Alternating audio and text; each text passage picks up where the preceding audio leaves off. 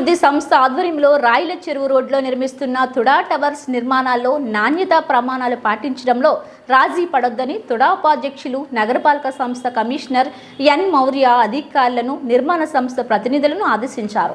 శనివారం ఉదయం నగరంలోని రాయల్ చెరువు రోడ్లో నిర్మిస్తున్న తుడా టవర్స్ నిర్మాణ పనులను ఇంజనీరింగ్ అధికారులతో కలిసి పరిశీలించారు. అనంతరం తుడా కార్యాలయంలో అధికారులతో సమావేశమే సమీక్షించారు. ఈ సందర్భంగా ఉపాధ్యక్షులు మౌర్య మాట్లాడుతూ తుడా టవర్స్ నిర్మాణంలో నాణ్యతా ప్రమాణాలు పాటించాలని, ఎక్కడా రాజీ పడొద్దని అధికారులను ఆదేశించారు. ప్లాన్, ఎలివేషన్ తదితర అంశాలపై అధికారులకు తగు సూచనలు చేశారు. ఇచ్చిన గడువులోపు పనులు పూర్తి చేయాలని అన్నారు. వీలైనంత త్వరగా పనులు చేస్తే విక్రయానికి వేలం నిర్వహించేందుకు వీలుంటుందని అన్నారు.